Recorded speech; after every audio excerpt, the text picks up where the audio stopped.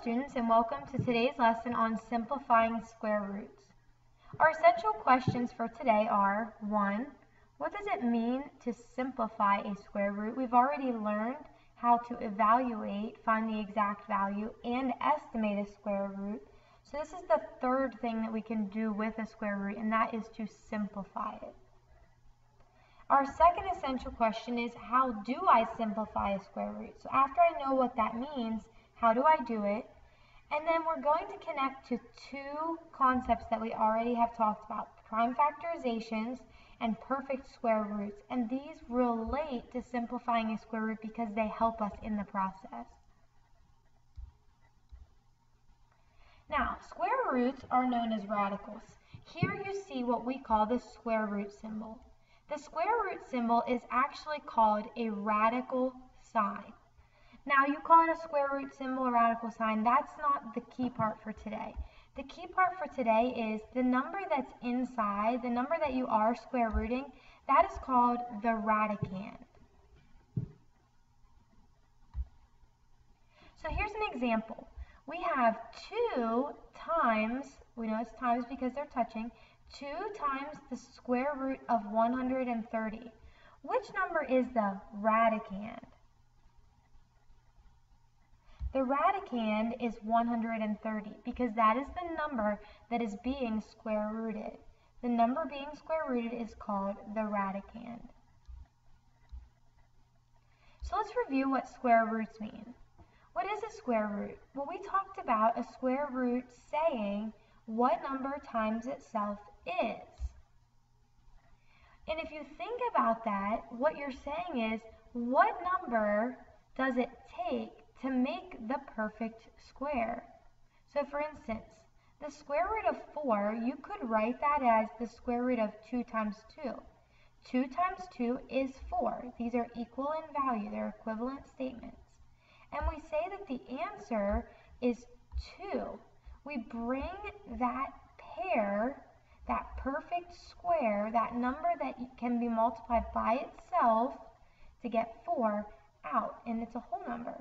So the square root of 4 is 2 because 2 times 2 makes 4.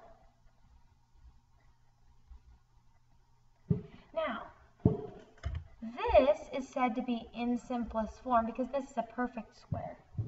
If this were an irrational square root, we could not have just a whole number. So what we can do is simplify it. Radicals are in simplest form when there are no perfect square factors other than 1 in the radicand, and I'll show you what that means. Okay? There are no perfect square factors other than 1 in the radicand.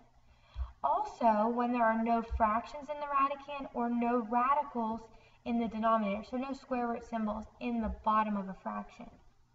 Our focus for this year is only on this top way of simplifying. But I did want to mention that there are 2 other qualifications for being in simplest form, but you won't see them in this class. Our focus is going to be: how do I take perfect square factors out of the radicand? So the simplest form rule says no perfect square factors other than 1 can be in the radicand. That means that there are no pairs. We know pairs mean 2 of the same factor in the radicand. Remember, a factor of a number is any number that can be multiplied to get the original number. Every even number has a factor of 2 because it can be divided by 2, or 2 can be multiplied to get that number. Many numbers have many factors. For instance, we write our factors this way. 120, what could I multiply to get 120? Well, I could multiply 1 and 120. I could multiply 2 and 60. 3 and 40. 4 and 30. If you know your multiplication facts, this makes it a lot easier. 5 and, well, 5 goes into 12 2 times, and 5 goes into 20 4 times, so that'd be 24. and 20. 120 does not divide by 7. 120 divided by 8. Let's see if that works. 120 divided by 8 is 15. I knew that it should because we have factors of 2 and 4 here. So 8 and 15? Yeah, 8 and 15.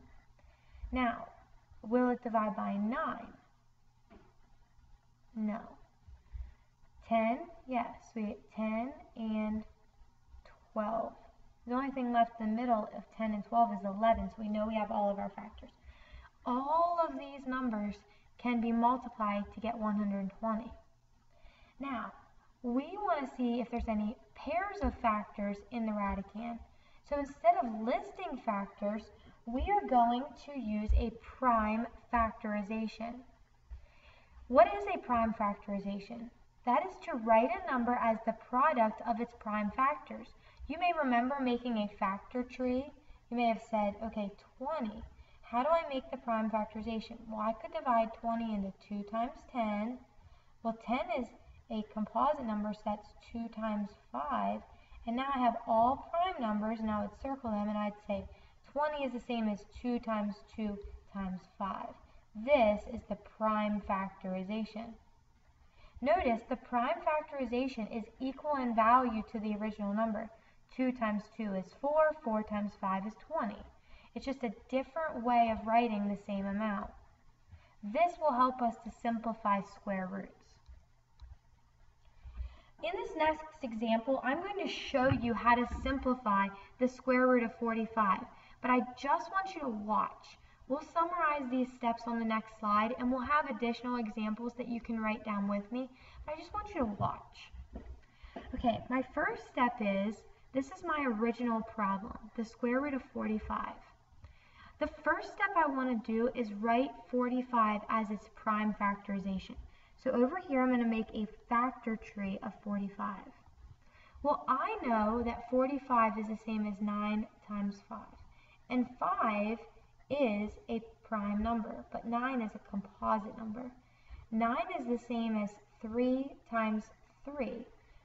3 and 3 are prime numbers, so I'll circle them. So 45 is the same as 3 times 3 times 5. Now I can check myself. 3 times 3 is 9, 9 times 5 is 45. I'm going to rewrite my radical, my square root, as the prime factorization. So instead of writing the square root of 45, I'm going to write the square root of 3 times 3 times 5. Now, just look at this. Do you see this pair of factors? This pair of factors, 3 times 3, is 9. So what is the square root of 9? The square root of 9 is 3. I bring this pair of factors out as a whole number because it's a perfect square root. And then I just bring down what's left. So this is the square root of 5. The square root of 45 has exactly the same value as 3 times the square root of 5. This is my simplified version of the square root of 45. It's still irrational. It still has the same value, but now it's simplified because it does not have this pair of factors in the radicand. So here's the steps I just took to simplify the square root. First, I wrote the radicand as its prime factorization. I did have to make a factor tree to do so.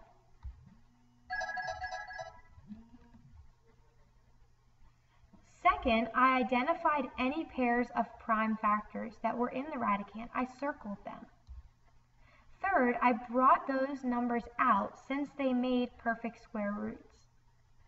And last, I simplified both the numbers I brought out and those left in the radicand. The example I showed you, I did not have to do this step. Once I brought them out, there wasn't anything more to multiply, but I will show you examples where we do need to simplify. And last, I wrote my final answer. Let's do an example together now. Let's do the square root of 98.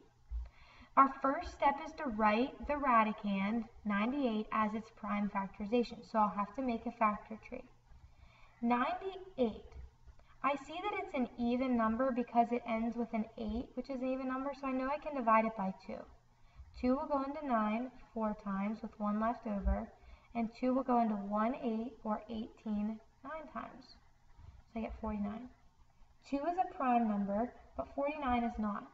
49 is the same as 7 times 7.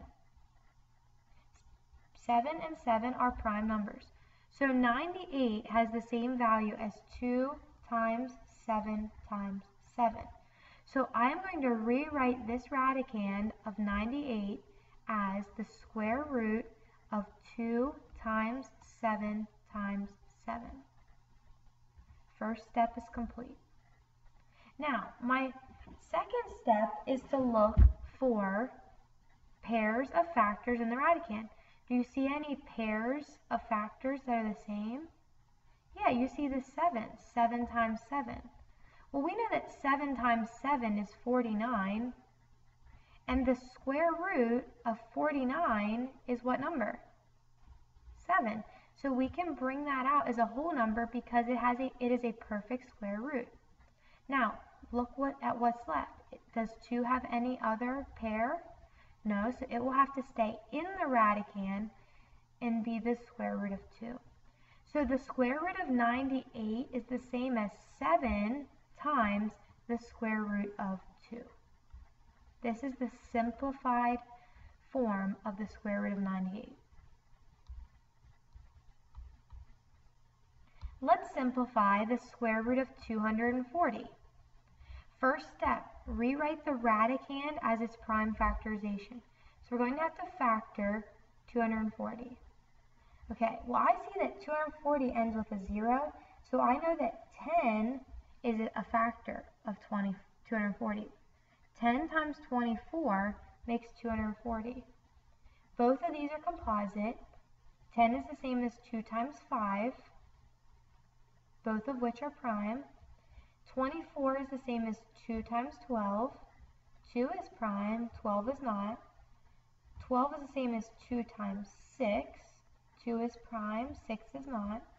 6 is the same as 2 times 3, both of which are prime. So 240 is the same as 2 times 2, so that's these ones, times 2 times 2, times 3 times 5. Now I'm going to rewrite the radicand as its prime factorization. 2 times 2 times 2 times 2 times 3 times 5. Now, second step, look for pairs of factors in the radicand. Well, I see 2 times 2, and I see 2 times 2, 3 and 5 do not have a pair. I know that the square root of 2 times 2, or the square root of 4, is equal to 2. So I'm going to bring that outside of the radicand because it's equal to a whole number. Same thing here. 2 times 2 is 4. The square root of 4 is 2. So I have 2 times 2. I have 2 perfect square roots, each of which equal 2. 3 and 5 do not have pairs, so they're going to have to remain in the square root symbol. Now, this is when you need step 4, because we have to simplify. 2 times 2 is 4, so we have 4 times the square root of 3 times 5, which is 15. The simplified version of the square root of 240 is 4 times the square root of 15.